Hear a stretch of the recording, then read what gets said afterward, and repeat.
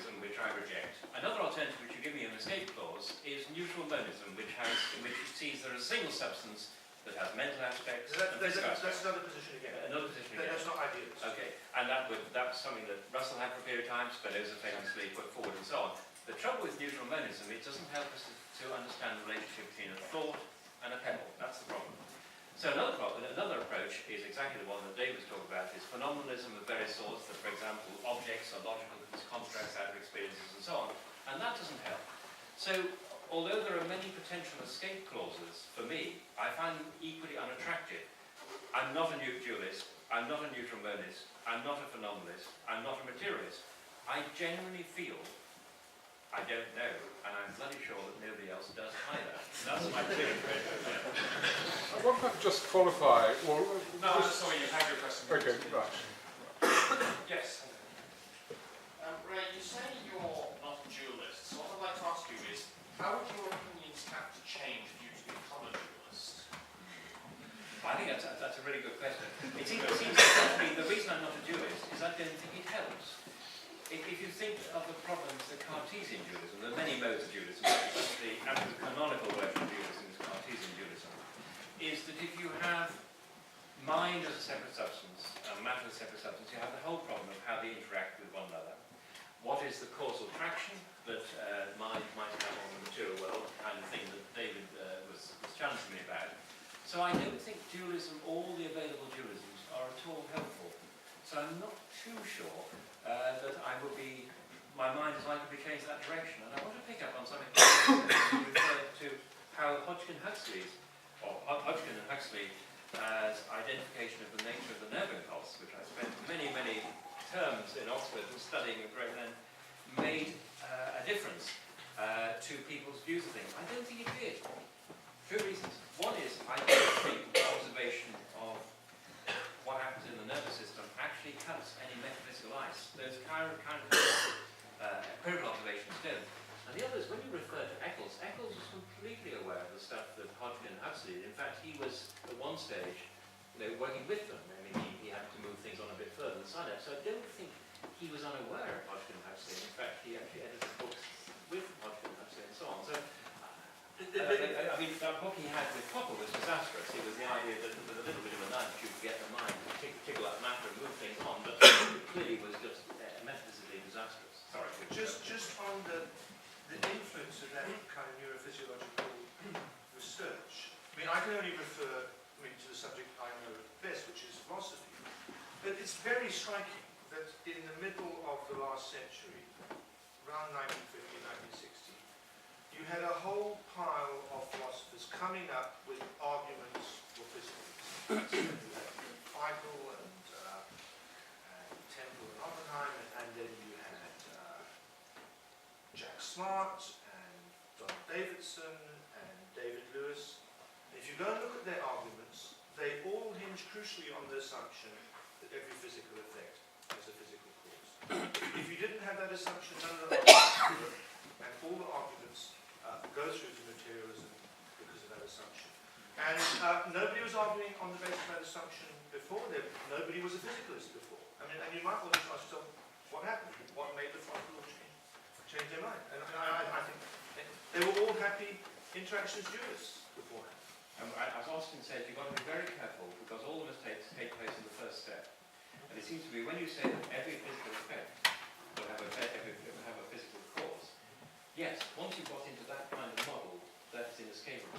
But we need to look critically at the notion of physical effect, physical cause, and indeed the idea that the ultimate substance of the world consists of a network of physical effects and physical causes. I think that's the bit that goes through on the nod, which you want to say, well, wait a moment, hang on a second. That's just all this repeated. I think we need to wrap up within the next 10 minutes or so, so I'm going to ask some very brief questions, preferably, and some reasonably brief answers. We could have one response from each of you and try to alternate it. Who's had their hand at the full that hasn't been picked? You all have. Excellent. Hello, who's your front? This is a question for Raymond. You mentioned in your presentation that science can explain consciousness, and you said especially quantum mechanics.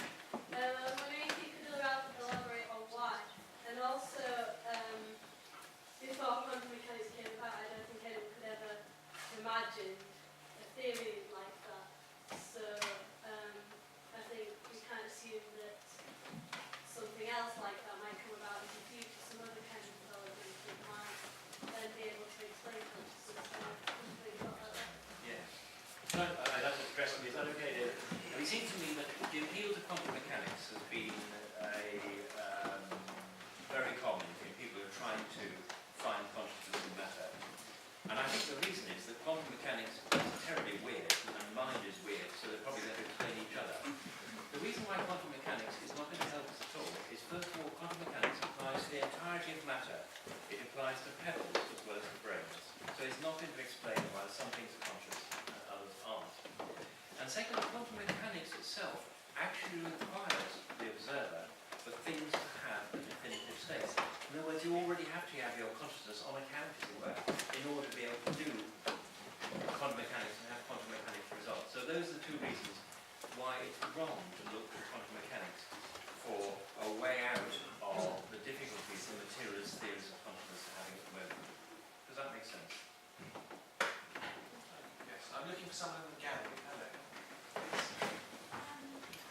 been quite interested in the fact that twins are supposed to be physically the same, but mentally they have different arms. How would you explain that?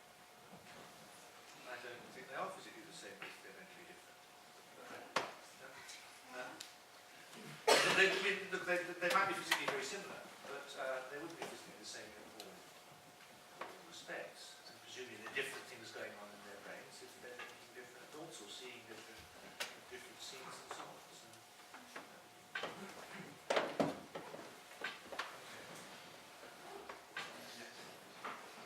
It's probably a very naive question. I'm a geologist and I'm used to studying biological evolution, particularly interested in the evolution of human beings. These arguments that you two have carried out tonight, which are really largely incomprehensible to me, though I understand from yours, how do they fit into the scheme of biological evolution over the last million or 2 million years since Homo sapiens came there about 200,000 years ago? But I mean, I don't see how any of this debate fits into biological evolution from creatures and higher mammals and mankind and so on. That's one explanation for the whole thing. It just doesn't branch off into these sophisticated philosophical debates. So, if we've been talking about, say, problem solving or tool use, would you be happy with that as something? Sorry. If we've been talking about problem solving or tool use, would that be the kind of thing you were happy to? That's the kind of material. Yeah. Mind is fantastic. You know, The consciousness isn't something that suddenly arose. It evolved with the rest of evolution. Something that separate. You know, sometimes I think my ideas don't have an audience because everybody agrees with me and I'm back against straw men. I've suddenly found a straw man. I mean, absolutely, biologism is our big problem in our current misunderstanding of what it is to be a human being. And the appeal to evolutionary biology. As far as I'm concerned, I'm a good Darwinian. Evolutionary biology explains entirely how the organism Homo sapiens came into being. It fails desperately when it's trying to explain how people are and interact with each other, and in particular how self-conscious people are.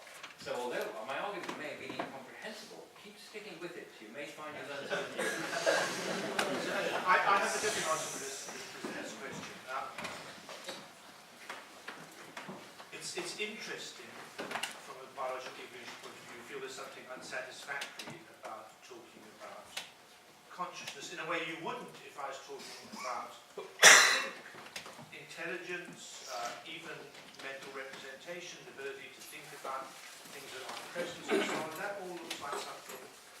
I think that points to the fact that we don't really, from an evolutionary cognitive science point of view, have a very good idea about what consciousness does.